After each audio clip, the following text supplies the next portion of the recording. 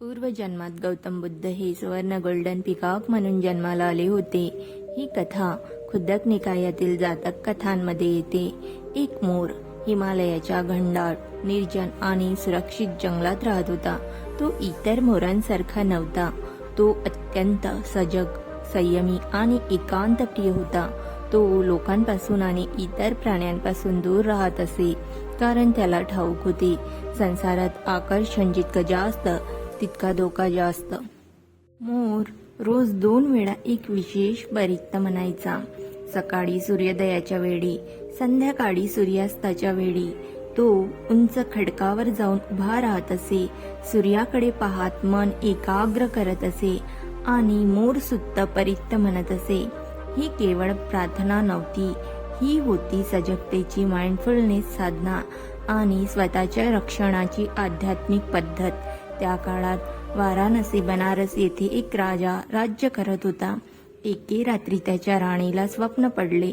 तिने एक अतिशय सुंदर सुवर्ण तेजस्वी मोर पाहिला. ती मोराच्या सौंदर्याने मंत्रमुग्ध झाली. ती उठल्यावर राजाला म्हणाली, मला तो मोर पाहायचा आहे, तो माझ्या समोर आणा. राजाने लगेच आपल्या शिकाऱ्यांना आदेश दिला, जंगलात जा आणि तो सुवर्ण मोर जिवंत पकडा. शिकारी हिमालयात गेले. त्यांनी विविध सापडे लावले, जाळे, फास, गुप्त सापडे, पण प्रत्येक वेळी एकच गोष्ट घडली. मोर कधीच अडकत नव्हता, कारण तो रोज मोर सुत्त परित्त म्हणत होता. 7 वर्षे, 7 महिने, 7 दिवस ते प्रयत्न करत राहिले, पण अपयशच. शिकारी थकले, काही मरून गेले, पण मोर कधीच पकडला गेला नाही. एक दिवस मोर आपल्या सौंदर्यात आणि आनंदात मग्न झाला. त्याचं मन थोडं विचलित झालं आणि त्या दिवशी त्याने मोर सुत्ता म्हटलंच नाही. त्या दिवशीच तो एका सापड्यात अडकला.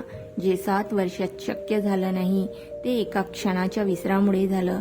शिकाऱ्यांनी त्याला पकडलं आणि आनंदाने राजाकडे घेऊन गेले. राजा त्या मोराला पाहून थक्क झाला. तो मोर खूप सुंदर आणि तेजस्वी होता, पण त्याहून महत्वाचं म्हणजे तो अत्यंत शांत होता. राजाने विचारले, तू इतका शांत कसा आहेस? तुला भीती वाटत नाही का? मोर शांतपणे म्हणाला, राजा, माझं सौंदर्य मला वाचवत नाही, माझं शरीर मला वाचवत नाही. मला वाचवतं ते म्हणजे धम्माचं स्मरण, सजगता आणि परित्त. मी रोज ते पाळत होतो, म्हणून मी वाचत होतो, पण आज मी ते विसरलो, म्हणून मी अडकलो. तो पुढे म्हणाला, जो माणूस सतत जागरूक असतो तोच खऱ्या अर्थाने सुरक्षित असतो. मोराचे हे गूढ आणि गहन शब्द ऐकत राजा प्रभावित झाला. त्याला समजलं, हा साधा पक्षी नाही, हा एक ज्ञानी जीव आहे. राजाच्या मनात करुणा आणि आदर निर्माण झाला. राजाने लगेच आदेश दिला, या मोराला मुक्त करा, याला इजा करू नका. मोराला मुक्त करण्यात आलं. तो पुन्हा आपल्या जंगलात गेला आणि यावेळी त्याने ठरवलं, मी कधीही सजगता सोडणार नाही. तो पुन्हा रोज मोर सुत्ता म्हणू लागला आणि सुरक्षित, शांत आणि जागरूक जीवन जगू लागला. सजगता, माइंडफुलनेस म्हणजेच खरे संरक्षण. धम्माचे स्मरण म्हणजे सुरक्षितता, विसर म्हणजे संकट.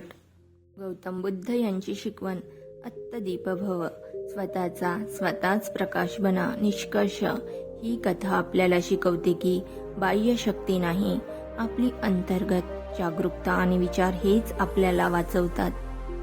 मोर सुत्त, हे सुत्त शांत बसून प्रत्येक शब्द स्पष्ट उच्चारून पण एकाग्र करून म्हणायचं. मोर सुत्त सकाळी, उदंतयं चक्कुम्मा एक राजा, हरिसवन्न पट्टवी पब्भासो, तं तं नमस्सामि हरिसवन्न पट्टवे पब्भासं. ये ब्राह्मणा वेदगु सब्बधम्मे, ते मे नमो ते संगमं पालयन्तु.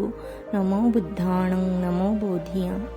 अर्थ, उगवणारा सूर्य हा सर्व पाहणारा आणि जगाला प्रकाश देणारा आहे. तो सुवर्णासारखा तेजस्वी असून संपूर्ण पृथ्वीला उजळवतो. मी त्या तेजस्वी अंधार दूर करणाऱ्या सूर्याला नमस्कार करतो. जे ज्ञानी आहेत, जे धर्माचे खरे आकलन करणारे आहेत, त्यांना माझा नमस्कार असो. त्यांनी माझे रक्षण करावे आणि मला योग्य मार्ग दाखवावा. मी बुद्धांना नमस्कार करतो आणि ज्ञानाला, बोधीला नमस्कार करतो. संध्याकाळी सूर्य मावळताना देखील मी त्याच प्रकाशाला नमस्कार करतो. कारण दिवस संपला तरी ज्ञानाचा प्रकाश कधीही संपत नाही. अपे तयं चक्कुम्मा एक राजा हरिसवण्ण पठ्ठवी पब्भासो तं तं नमस्सामि हरिसवण्ण पठ्ठवी पब्भासं ये ब्राह्मणा वेदगो सब्बधम्मे ते मे नमो ते संग पालयन्तु. नमो बुद्धान नमो बोधिया. मावळणारा सूर्य हा सर्व पाहणारा आणि जगाला प्रकाश देणारा आहे. तो सुवर्णासारखा तेजस्वी असून संपूर्ण पृथ्वीला उजळवतो. मी त्या तेजस्वी अंधार दूर करणाऱ्या प्रकाशाला नमस्कार करतो. जे ज्ञानी आहेत, जे धर्म समजून घेतात, त्यांना माझा नमस्कार असो. त्यांनी माझे रक्षण करावे आणि मला योग्य मार्ग दाखवावा. मी बुद्धांना नमस्कार करतो आणि ज्ञानाला बोधीला नमस्कार करतो.